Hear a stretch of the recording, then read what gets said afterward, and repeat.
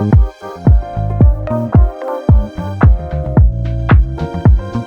everyone. Welcome back to a new episode of the Cancer Unfiltered with Komal and Neil.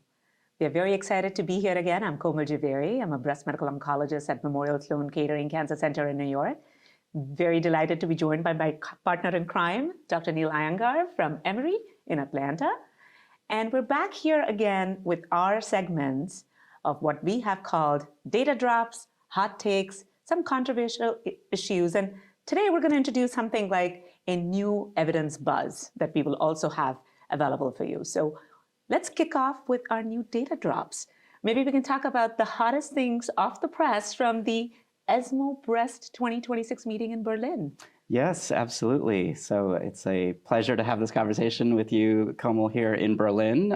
We had some great data drops, and maybe I'll start in the early stage setting, where we saw some interesting data, and I'll highlight a few which I think are relevant. Starting in the HER2 positive space, we saw some interesting follow-up data from the Destiny Breast 11 trial, which of course was the study testing neoadjuvant T-DXd followed by THP versus dose-dense ACTHP for high-risk HER2 positive early stage breast cancer, which was essentially defined as node-positive tumors or large tumors at baseline.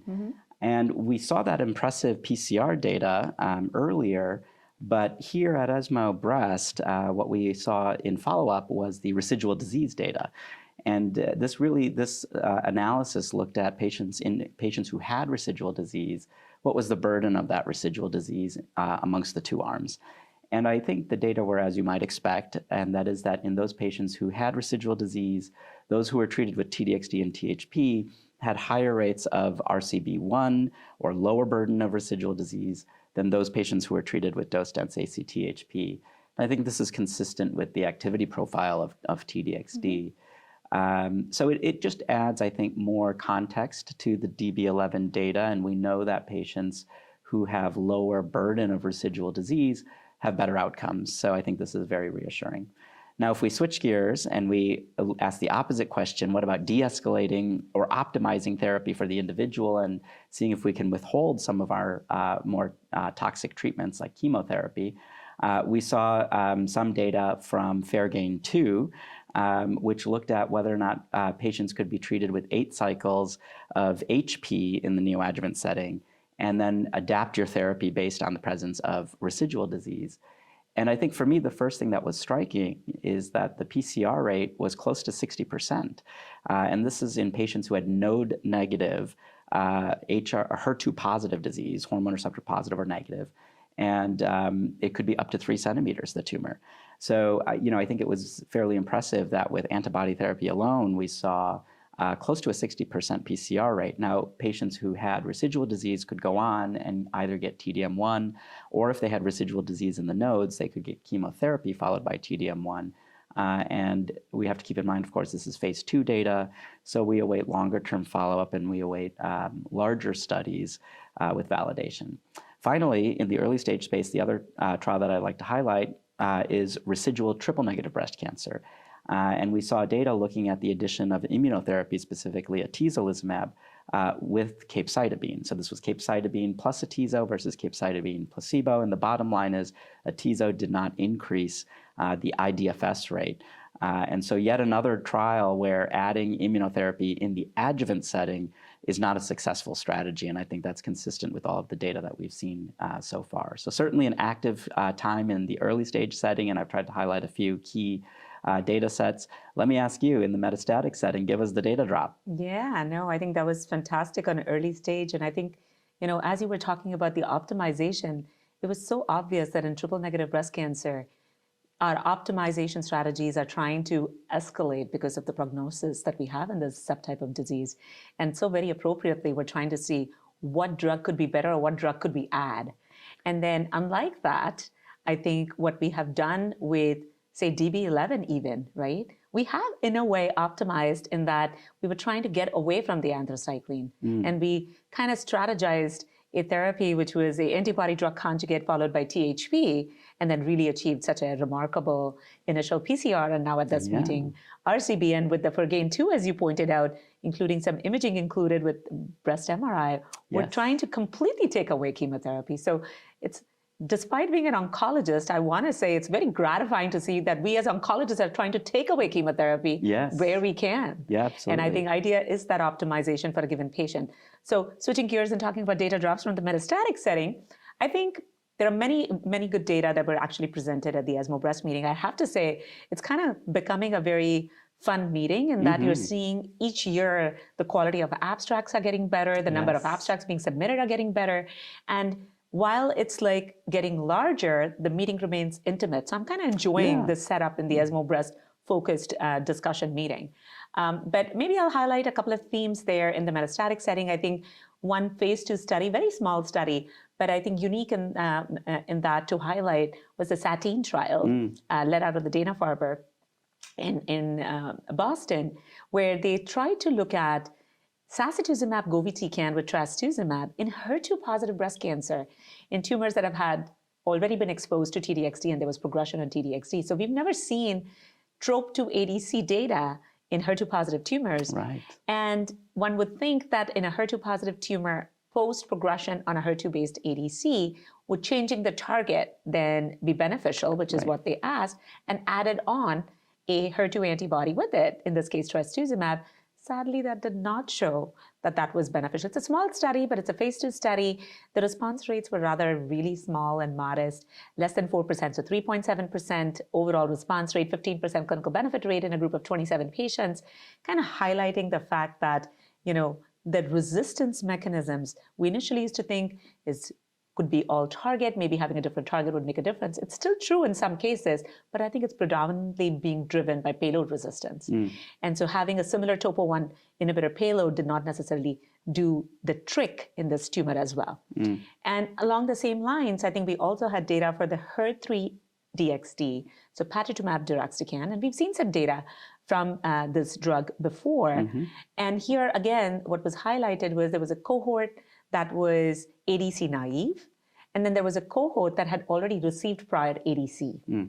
And lo and behold, again, what we see is what we've seen with other retrospective data, other real-world data, that ADC after ADC, the ADC2 does not perform as well as ADC1. Right. Again, following the same theme, the payload resistance can be a real issue. So I do think that we're learning more and more that we need newer ways of using this otherwise very active class of drugs. These ADCs are very impactful, some more than others, some targets more than others, but maybe having newer targets and newer payloads so that we can sequence and still obtain a decent PFS2 will optimize our strategies for improving outcomes for our patients in the metastatic setting.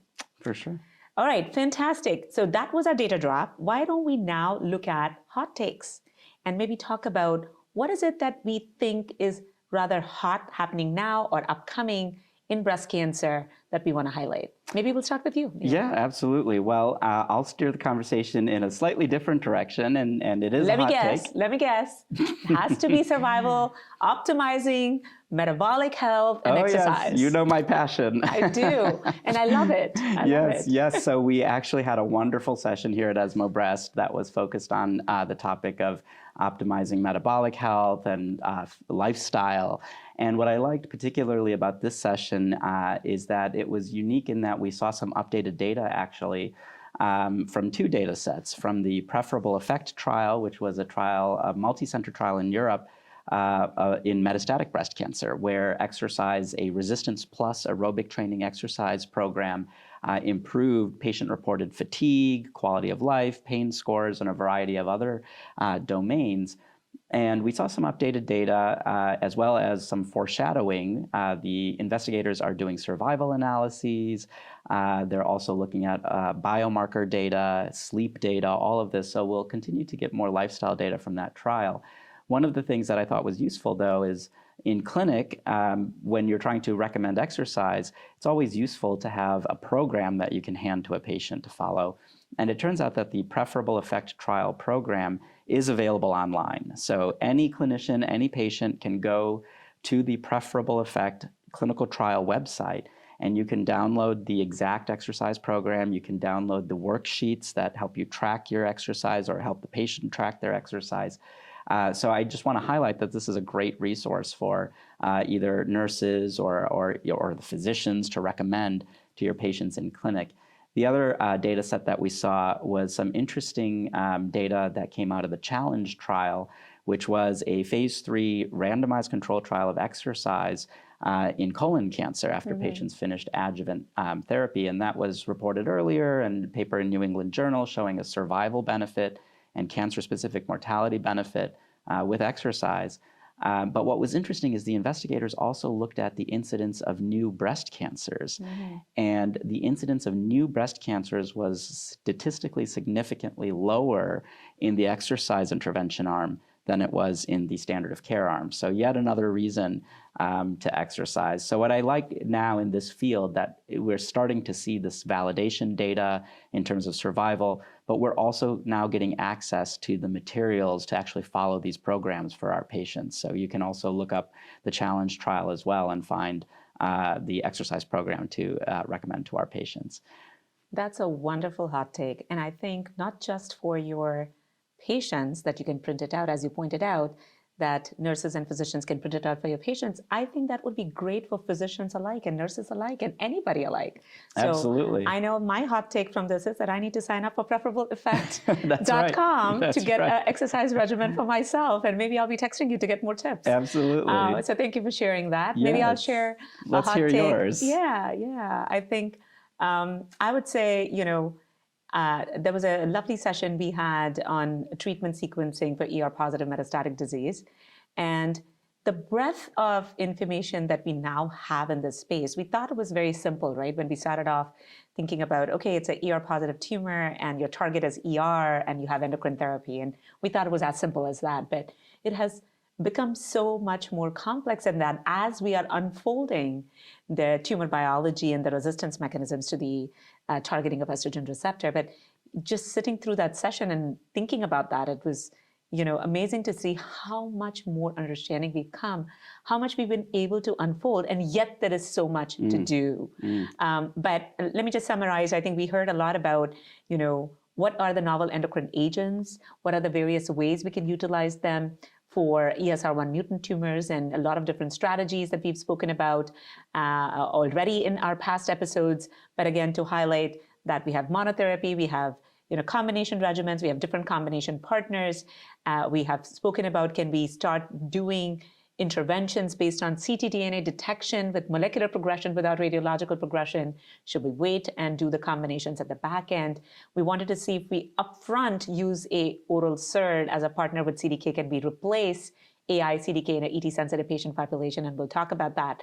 We then talked about a lot of PI3K inhibitors. And again, we've come such a long way from having an mTOR inhibitor, then having an AKT inhibitor, to having multiple PI3K inhibitors as an experience, dealing with the toxicities of our current agents, and then having different strategies that we discussed about as newer hot take drugs or ways of targeting the PI3K pathway. So we certainly can optimize the toxicity management for the existing drugs.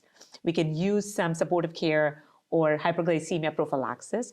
But we spoke about how we have so many mutant-selective PI3K inhibitors. Yes.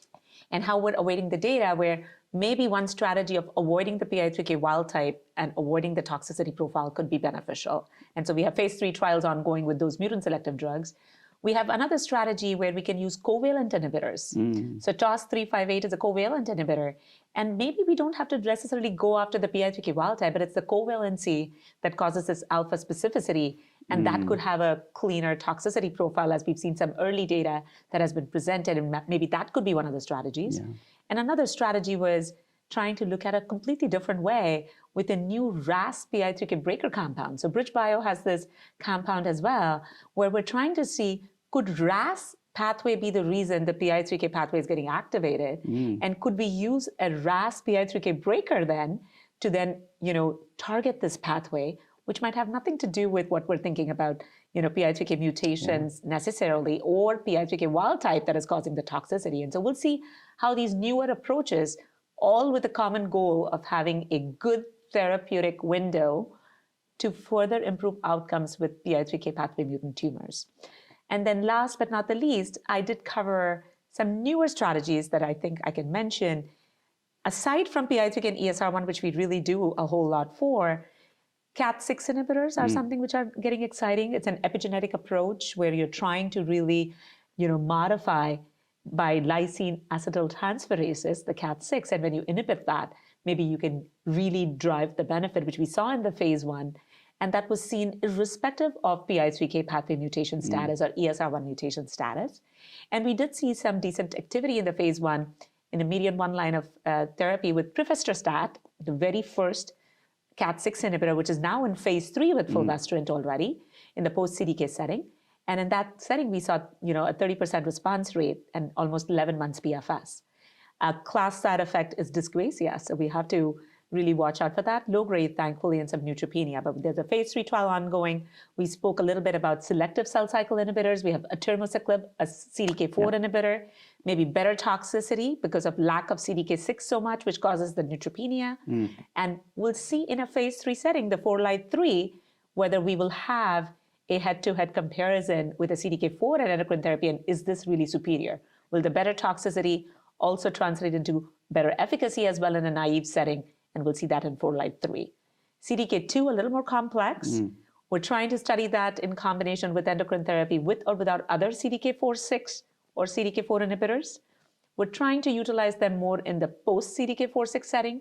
But there's some exciting data even in P53 mutant tumors from MSKCC, from Sarat Chandalapati's lab, where maybe we could think about, could we improve the durability of benefit of first-line CDK in a P53 mutant tumor, which might otherwise make this durability smaller, what we call as intermediate response to first-line therapy. So we'll see. Toxicity could be an issue with so many drugs getting combined and with this class of drugs, but something to look out for. And last but not the least, how do we go after DNA damage response repair mechanisms? And is there exciting drugs there? So we have PARP inhibitors, but can we use PARP1 selective inhibitors, such as saruparib being one example? And could that, selective of PARP1 without the PARP2 causing the extra myelosuppression lead to a better outcome for patients? We already have PARP inhibitors, but could the selective inhibitors replace that? And I would mention the EvoPAR study there, because I think that study really was designed, born out of the pivotal work that was done at MSKCC and just published in Nature actually earlier this year. And our group showed that if you have a HRD, BRCA wild type, or a germline BRCA2 status in ER-positive tumors, you're going to have a relatively less durable PFS on your first-line CDK4/6 inhibitor with endocrine therapy. And perhaps there, having a PARP inhibitor might be better. And in fact, they've shown great data in PDX models where they saw that in germline BRCA2 PDX models, there was resistance relative to the first-line CDK, but saruparib led to a better durable response there. And that's what the EvoPAR study is going to do. Patients will be randomized to saruparib with camizestrant and oral SERD versus endocrine therapy and CDK4/6 inhibitor if they have germline BRCA or PALB2 mutations, to see if truly PARP inhibitor could be a better first-line approach, unlike what we do in this patient population. So a lot of fun stuff. I'll end with a search and actually attack strategy, which is radioligand therapies. Again, DNA damage response targeted therapy.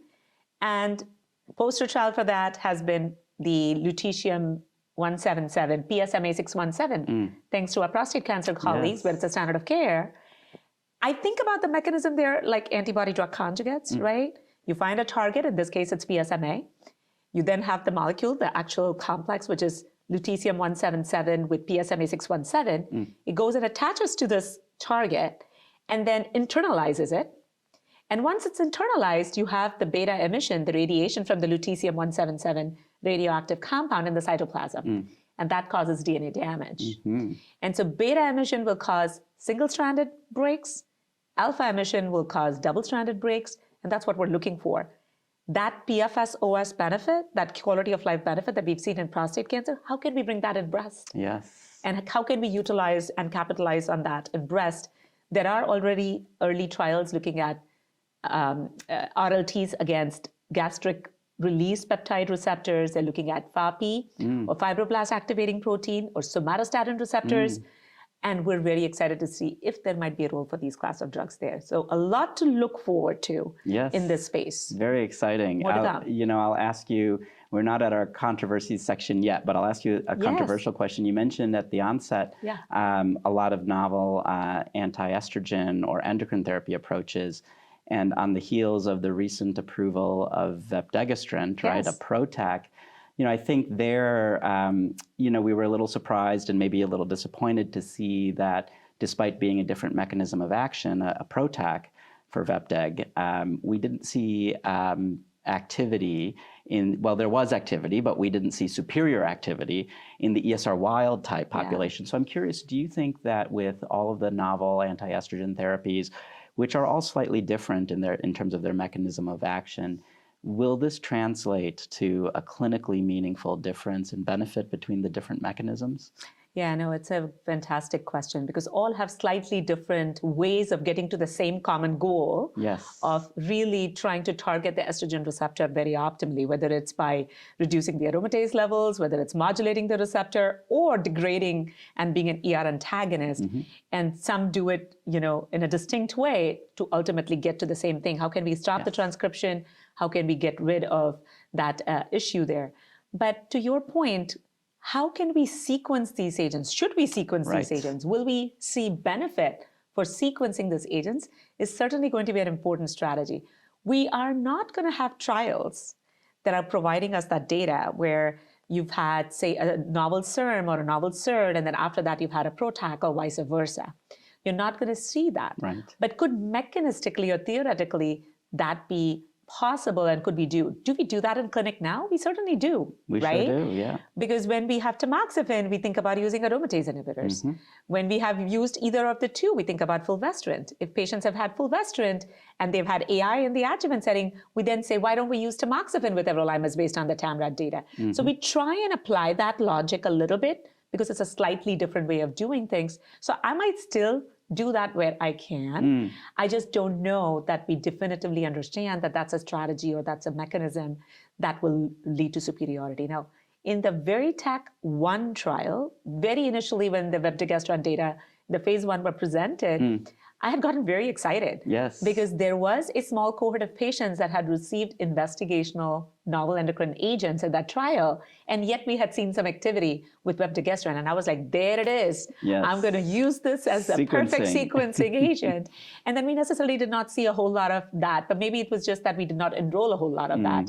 And certainly in the phase 3 trials where the population is predominantly second line, we definitely did not do that, and we didn't allow prior cert, so we don't have that definitive data. But I'll be tempted to do that, I think, if I were to use that. But it's good to have options. Good to have options. It's good to have good endocrine partners, and we might land up exchanging one for the other and see where we land. Yes. Always good to have more therapies that are available. So fascinating. All right, so that was our hot take. New phase 3 approval, some data drops that we spoke about, some exciting things for the future. Now, why don't we get to the more tricky part, the controversial part? And we'll continue our conversation on this controversial part, which comes to ctDNA and technology, and maybe use Serena-6 as an example, maybe use some data that we heard at ESMO Breast along that lines or along that space, and maybe talk about the ODAC, a discussion of the Serena-6 data, the outcome from ODAC, and how that will translate into what the FDA is going to do.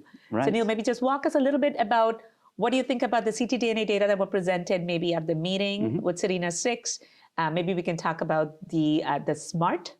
I love the name, the SMART trial, or the SMART attempt for retrospective data set with a tumor-naive assay, or tumor-informed assay, I should say, sorry, a tumor-informed assay. Right. And how are we trying to use ctDNA for metastatic ER-positive breast cancer? Maybe talk about a little bit about the data. We'll talk about ODAC, and we'll see where do we go with this? Why is it controversial? Why are we excited yet controversial about it? That's right. Yes, so many developments, yet we still need more answers, right? And so we'll start with Serena-6, as you pointed out. And the last time we chatted about this, I feel like every time we chat about this, there are new developments, right? There's always something happening. There's always something. So now we are, since our last chat, we've had the ODAC vote. Yes. And I think that, and that conversation is publicly available on YouTube, and I think that, that conversation was very interesting. The clinical data, I think, speak for themselves in terms of the benefit that was demonstrated within the framework of that trial in terms of PFS and PFS2 with switching to camizestrant on molecular progression as opposed to waiting for radiographic progression, right? And I think that, what we saw, my general takeaway from the ODAC meeting was that the data were presented as we all saw from SERENA-6. There was some skepticism in terms of waiting for longer-term follow-up data and waiting for the final PFS analysis, and also how PFS and PFS2 were defined amongst the arms and compared to each other. And so we don't know yet, as of this taping at least, how the FDA is going to vote, but I think that it's a very nuanced conversation from all sides. Essentially, the FDA framework right now for approval of new therapies is, in my opinion, not really built yet to really answer the question of should we be changing treatment upon molecular progression. And so SERENA-6 was a trial that was really designed within the framework of traditional therapeutic development. And so I think it's hard to have this conversation when you're dealing with a trial that was well-intentioned but has limitations to the design. And ultimately, we want to do what's right for our patients. So I think that how the FDA votes ultimately is going to be very interesting to watch, given that the ODAC vote essentially was, I would say the conversation was favorable for the data that was presented. But I think, again, the skepticism came in terms of the framework of how the endpoints were defined. And we will have to see how the FDA votes. Now, we saw additional data here at ESMO Breast, which I think adds some important insight.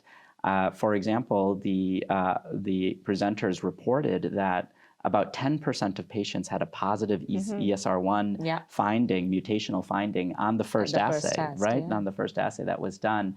And interestingly, and again, as you might expect, there was more ESR1 positivity identified with subsequent testing. And especially within the next 6 to 12 months, we saw more ESR1 positivity identified.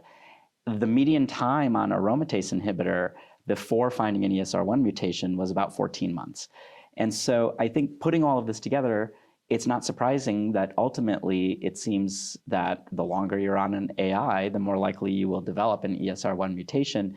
But I think the take-home point here is that you can identify more ESR1 mutations if you're testing at some kind of cadence. Right. Now, should that cadence be every month, every 3 months, every 6 months? I think that's the controversy. I think the jury's still out on that. But my general takeaway is if your patient has been on an AI for longer than a year, then it is worthwhile to do serial testing. The cadence depends on the conversation you have with your patient. And we will have to see how the final and longer-term follow-up data looks in terms of validating the strategy, the switch strategy at molecular progression. Because I think there are two key questions here. One is what should be your cadence of testing, and should you do that for everyone? And then two, should you switch upon molecular progression? And I think the updated data that we see at from SERENA-6 here at ESMO Breast, for me, pushes me more towards doing serial testing, but I don't know the optimal cadence yet. So I think that's my take from that. Yeah. I think my take on the cadence, like if I had to think about, say if the FDA comes back and says, no, we will approve this and this is what we're going to do, and I have to start thinking about exactly how I'm going to strategize and use that in clinic, I think the data from the ESMO Breast about the prevalence of mutations, when do we detect them, and it was more like you're going to see the maximum number of mutations from month 12 to 48. Yes. And so you had 10% of the patients at the first test that were detected to have the ESR1, but then in the first year, after serial collection, which was up to 5 tests, it rose to 20%. Right? And the trial itself did it every 3 months. Right. And so if I had to think about my practice, how often would I see my patients in metastatic setting? At least every 3 months that we're thinking about scans, we would definitely see them at that time. We would do regular blood work at that time. So perhaps just adding this to the regular blood work might be an easy way to fold it in. Yes. Because they're already getting the regular blood work. This is an additional blood, assay that we would do. So I feel like that part to me would be easier. And I guess sounds like based on when the mutation will be detected, as you said, it takes about 14 to 15 months. and then maybe 10% getting detected at the first test, the trial required that you were on the first-line AI CDK for at least 6 months. So anytime after that, potentially you could find, of course, it increases with more time on therapy, as you said. So should you all start at 6 months? Could you start at 12 months and still capture them? But 10% did get it at the first, and with serially it increased. So that part to me, I feel like is a little less complicated, even though it has its own added challenge of how the results will come in. Do we call the patients at that time? Will we bring them in to talk about it? So that part, I think, easy, but not completely sorted out yet in my mind. In practice, right. But you put it very beautifully that the FDA framework, I think, to me, it seems like we are really struggling with how do we align and converge our clinical unmet need of newer drugs and newer strategies and assays for monitoring with the regulatory framework or pathways for approval. How do we merge those two and how do we align those two? Because it's not as simple as I want this and I get this approved. Right. I wish drug development was that easy. It's super hard. It's really, really a long marathon. It's never a sprint, right? And on top of that, we're not just talking about drug development here. We're saying, can we use ctDNA as a strategy with drug development? And how does that strategy fold in to get a good strategy approved for a patient in clinic as well? And I think I was hearing through that ODAC discussion, and it was really interesting to see different patient perspectives, physician perspectives, pharmacy perspectives there, and lovely to learn so much about this and so much to unfold for us, right? And it was nice to see that the main points that you summarized beautifully were, do we do an early switch or can we get away with a late switch? Right. And we know that based on SERENA-6, the early switch is impactful because we know the resistance mechanism. We're targeting the resistance mechanism with a drug that is known to do that. Is that enough, or do we also have to show that this approach is better than a switch or a late, our existing paradigm of radiographic progression and using the same kind of drugs for ESR1 mutations? And so that's where I feel like, do we have to prove that? If we have to prove that, do we need an overall survival-based powered study, which would be a longer effort, definitely way more patients, definitely way more patients to be screened, because we screen 3,000 to get 300. Right? And an overall survival powered study would probably require thousands and thousands of patients to be screened. So do we have to do it that way? But without that, how do we bring it in? I think this reminds me probably of days that you and I didn't exist at that time. We were not born, where people were trying to figure out CAT scans and using RECIST criteria to look at radiographic responses. I'm sure that didn't exist and they had to create that, right? Many years ago, a couple of decades ago, to then say, this is how we will evaluate. And I think one day we will have to have that with ctDNA. Absolutely. Given the way we're using this. And talking about that, why don't we talk about the SMART study? Yes, out of your institution, my former institution. Yes, out of our institution. Our institution, that's right. We're never letting you go of getting the MSK label with I love us, that, right? yes. Yeah, but you want to talk about the SMART study? So, well, I think this was data that was presented by Pedro Murzavi, and it was very interesting because it was essentially looking at a more sensitive assay. And I think this is another piece relevant to our SERENA-6 discussion, and that is that the technology continues to get better and better. And now looking at using what we might have thought of as residual disease technology in the early stage setting, but really introducing that level of sensitivity into the metastatic setting to ask the question, can we better predict progression based on molecular dynamics rather than radiography? And it was interesting to see almost a 9% delta improvement detecting molecular progression with the more sensitive assay. And so I think, the question then becomes, if you apply an assay like that, let's say, to SERENA-6 or to other trials that are testing switch strategies upon molecular progression, are we going to identify more patients? And therefore, if we do that, will we reduce the number of patients that need to be screened because we're using a more sensitive test? So I put all of this together thinking that the technology continues to evolve in both the early stage and the metastatic setting. And I think it's going to put us in an interesting spot because as our clinical trials continue to incorporate molecular endpoints, it may not be so straightforward to compare the rates of detection in a new trial that's using a new assay versus, if we go back a year from now and look at SERENA-6, those assays might be obsolete with how rapidly the technology is evolving. So I was excited to see the SMART data. I think the technology continues to evolve. What do you think about this issue of the technology outpacing our ability to enroll these clinical trials? Absolutely, absolutely. I think, it's almost like when we talk about artificial intelligence and oncology, right? It's not in the future, it's the present. Yes.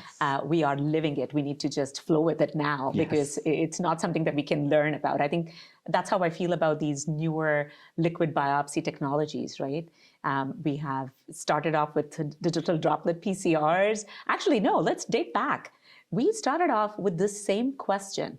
So the SERENA-6 and PARA-1 question is not new. Right. The actual question we as oncologists have been trying to deal with for a very long time. We started that with circulating tumor markers. Mm-hmm.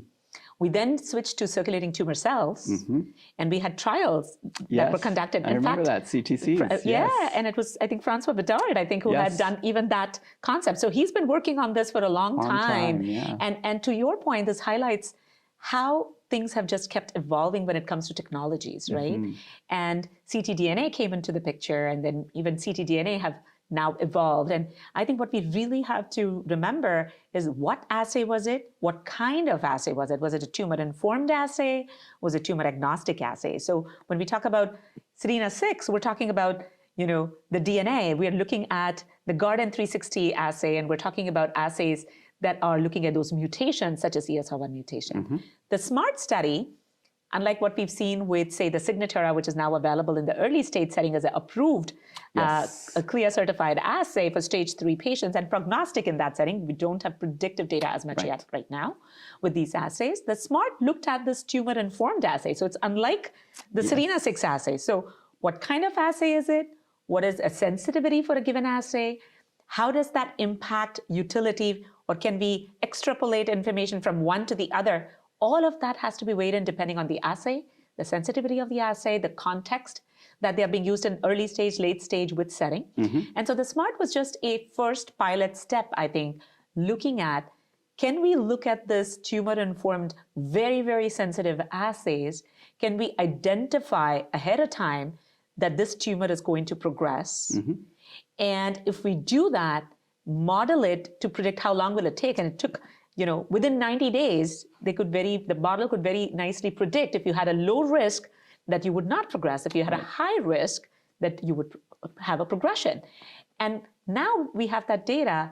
Can we actually use that so that we can say it's better than imaging and radiological progression? And then ultimately, maybe the goal would be, do we have to get imaging? Could we get away without that? Could we create the RECIST criteria of ctDNA? Wouldn't that be something? That would be a world that we might be in for all we know, right? But to get there, it's going to take a while. Yes. Right? We're at the baby steps of that.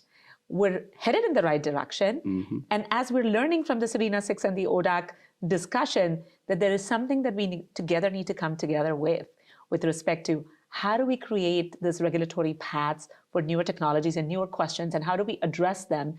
And do we really need to wait for a lot of years with a lot of large data sets? Could we figure out a way of, having some ways to define these endpoints, these strategies, and would they actually work or not? So I think we're getting there. We need a little bit more to come together, but I think that's where the future is going to be. And I think we might have to figure out, how do we align ourselves with that? And I think I might be able to see a world where we're not just talking about technologies. We're probably looking at AI and LLMs helping us with models to try and figure out how can we find a composite predictive biomarker, if you will, that takes into account, blood and tissue and imaging and, clinical data and all that data put together to say, this patient should be treated with this therapy.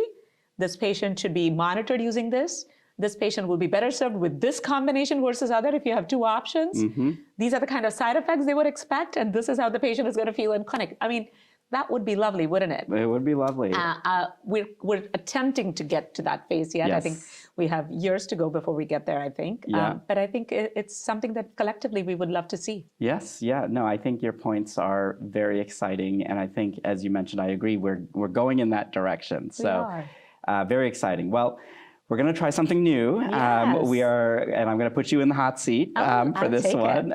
We're going to do a late-breaking buzz section. And we have the benefit of doing that because we are at ESMO Breast, but we're pre-ASCO here. So I'll put you in the hot seat, Komal, and tell us what are you excited about that will be new, novel, and late-breaking at ASCO? What are you watching for? Yeah, I love the late-breaking buzz. Yes. Okay, so what's the buzz about? I think I'm excited about, and I love how it's all on the last day of ASCO. It's on June 2nd. Yes. So it's like, hold your guns till suspense. then. You can't leave. You can't leave.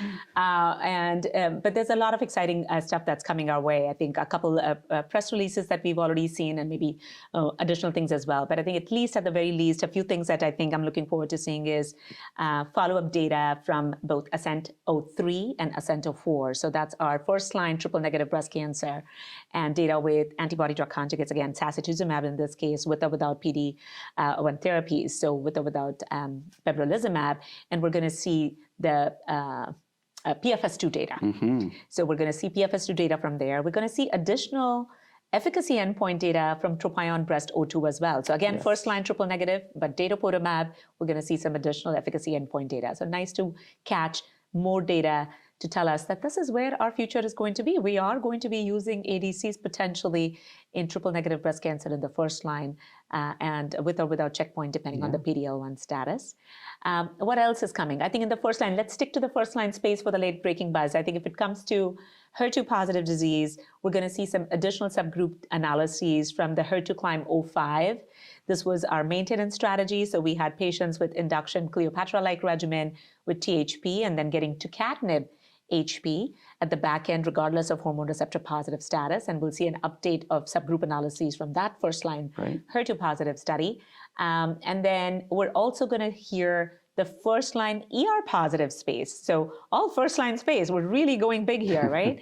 But we had seen the press release for the phase 3 Persevera trial. Now this is first line oral SERD giredestrant with a CDK4/6 inhibitor, in this case palbociclib, compared to AI palbociclib. And the question was, oral SERDs are great, they're effective. You can treat them as monotherapy ESR1 mutant. You can use them as combinations upon radiological progression in the second line. We're talking about SERENA-6 with molecular interception. Should we be using it up front? Should we be just delaying this 20% of patients that we found in SERENA-6 and more? And can we delay that ESR1 mutations? And will that lead to improved outcomes and replace AI? Now, the press release suggested that there's a numerical gain, but not a statistically significant result.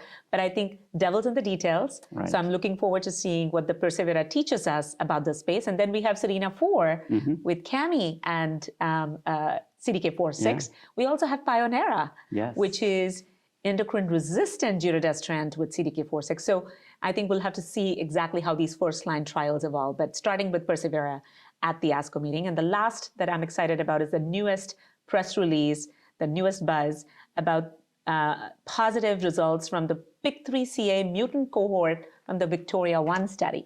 So we had already seen the data for Victoria-1 PI3K wild-type cohort with gedatolisib, which is a PAM inhibitor, a PI3K mTOR inhibitor, an intravenous PI3K mTOR inhibitor. And that was for the wild-type cohort. And here we're going to see the results from that inhibitor with endocrine therapy and CDK in a PI3K mutant cohort. And the press release said that that was positive as well. So I'm looking forward to seeing what that triplet data would look like in a PI3K mutant cohort. So I think those are the things that I feel like, and more. I'm sure there are more, but that's the buzz that I am excited about. Very exciting. That's a lot, especially in the first line space. So a lot coming down the pipeline. Well, this has been a fantastic conversation. As always, enjoy my conversations with you, and I look forward to the next one. Thank you for joining us on this episode of Cancer Unfiltered with Komal and Neil, and we look forward to the next conversation. We absolutely do. Thanks for joining us.